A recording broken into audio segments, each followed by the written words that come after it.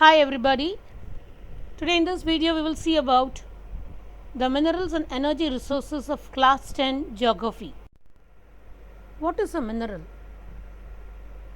We are using minerals in our day to day life, isn't it? From morning till night, we know we are using so many minerals. Say for example, take a toothpaste. In that we are having so many minerals. So, what is that mineral?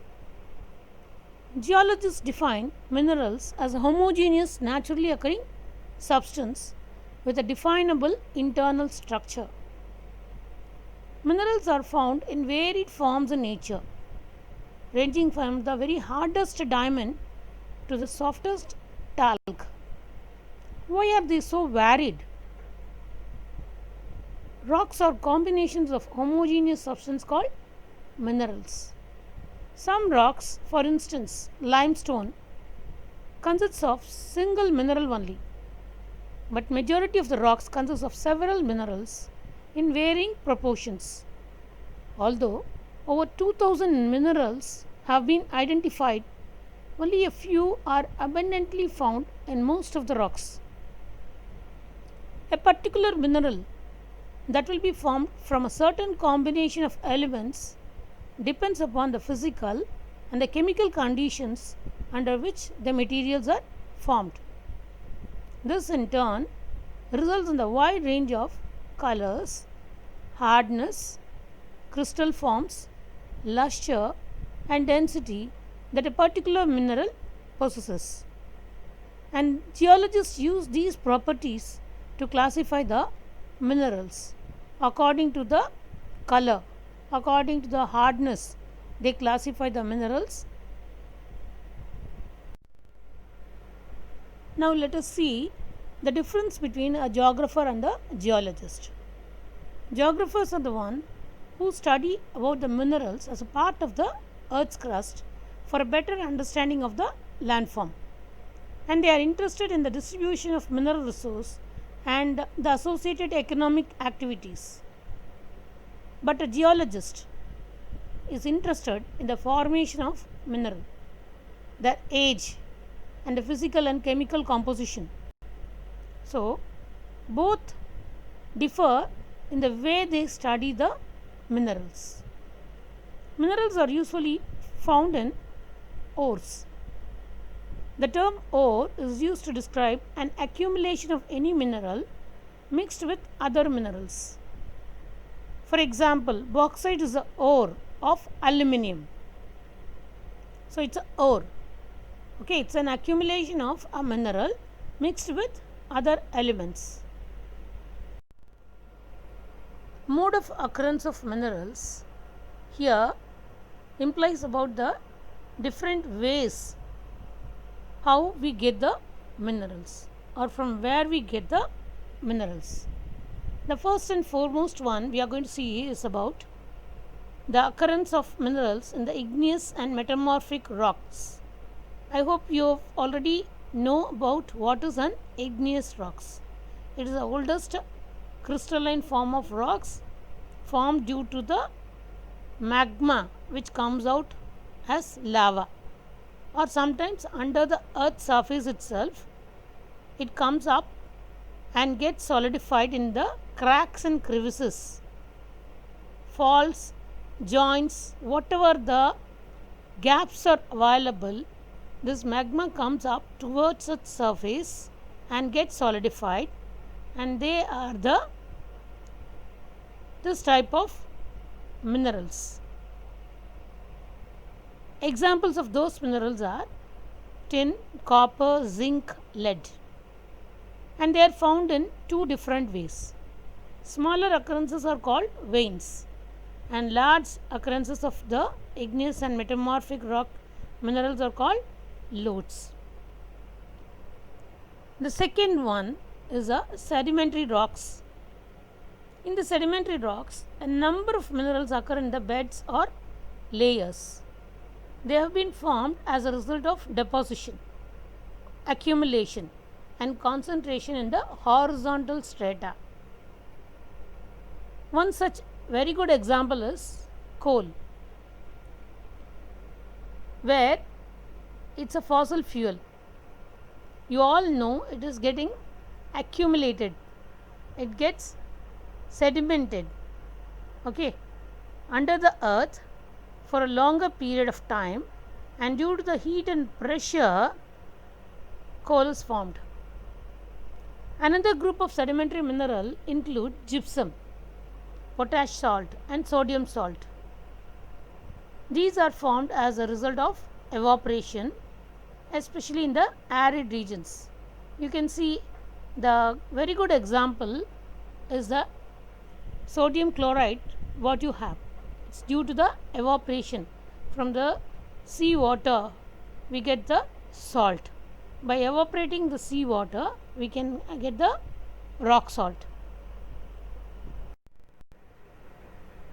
Another mode of formation involves the decomposition of surface rocks and the removal of soluble constituents, leaving a residual mass of weathered material containing ores. A very good example of this type of mode of occurrence is bauxite, where the residual mass after weathering, the leftover will be there. Fourth mode of occurrence in certain minerals may occur as alluvial deposits in sands of valley flow and base of hills, and these deposits are also called as placer deposits and generally contain minerals which are not corroded by water. Example, gold, silver, tin and platinum are such type of minerals found here. This you can see in the northern plains, where we get in the alluvial soil area we get this placer deposits. The last mode of occurrence of mineral is the ocean water. The ocean water contains vast quantities of minerals, but most of these are too widely diffused to be of economic significance. However, common salt, sodium chloride, magnesium and bromine are largely derived from the ocean waters. The ocean beds too are rich in manganese nodules. India is fortunate to have fairly rich and varied mineral resources. However, they are unevenly distributed. Broadly speaking, peninsular rocks contain most of the reserves of coal, metallic minerals, mica and many other non-metallic minerals. And we have already studied that plateaus are rich in minerals. Sedimentary rocks on the western and eastern flanks of the peninsula in Gujarat and Assam have most of the petroleum deposits. Rajasthan, with the rock system of the peninsula, has reserves of many non-ferrous minerals. The vast alluvial plains of North India are almost devoid of economic minerals. These variations exist largely because of the difference in the geological structure, processes and time involved in the formation of the minerals. The concentration of mineral in the ore, the ease of extraction and the closeness to the market play an important role in affecting the economic viability of the reserve. These three, if they are favoring the mineral when they want to mine, there should be enough and more mineral in that area, and the extraction should be easier, and they should have a marketplace nearby.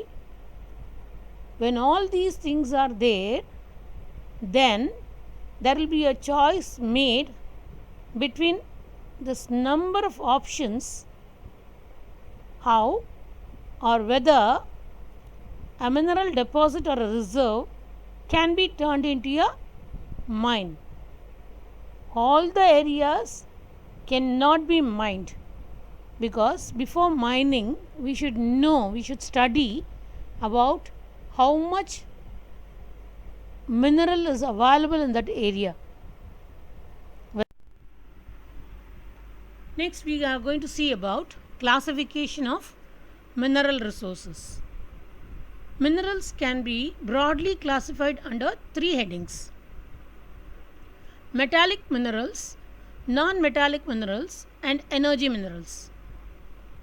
Coming to the first one, metallic minerals, they are again subdivided into three as ferrous metals, non-ferrous metals, and precious metals. Under the ferrous metals, the examples can be seen as iron, manganese, nickel. These are all the examples. Under the non-ferrous, metals like copper, tin, bauxite come under the non-ferrous metals. Finally, the precious metals like gold, silver, and platinum, what we get from the jewelry shops, they are all very precious metal. The second broad classification is about the non-metallic minerals. From the term non-metallic itself, it is well understood it's not a metal. Example: limestone, mica, salt, marble. So they are all either a formation of a stone. So limestone is a stone, marble. Okay, so it's not a metal. Non-metallic minerals. Finally, energy minerals. They are the fossil fuels like coal, petroleum, and natural gas. Do you know, in the northeastern states of India, still there is a type of mining which is called as rat hole mining. Actually, if you want to extract any mineral in India, it should be after obtaining the due permission from the government. But in the most of the tribal areas of northeastern India, minerals are owned by individuals or communities. In Meghalaya, there are large deposits of coal, iron ore, limestone, and dolomite. Coal mining in Jowai and Sirapunji is done by family member in the form of long narrow tunnel known as rat hole mining, which is against the laws of the country. Ferrous minerals account for about 3/4 of the total value of the production of metallic minerals. They provide a strong base for the development of metallurgical industries in India, and India exports a substantial quantities of ferrous minerals after meeting our internal demands. Metallic minerals are those minerals which can be melted to obtain new products. Examples of ferrous minerals are iron ore and manganese, which is a primary metal used in the production of iron and steel. We shall see about this distribution of metallic minerals and other minerals obtained in India in the next video. Hope you understood this part of the lesson. Thank you.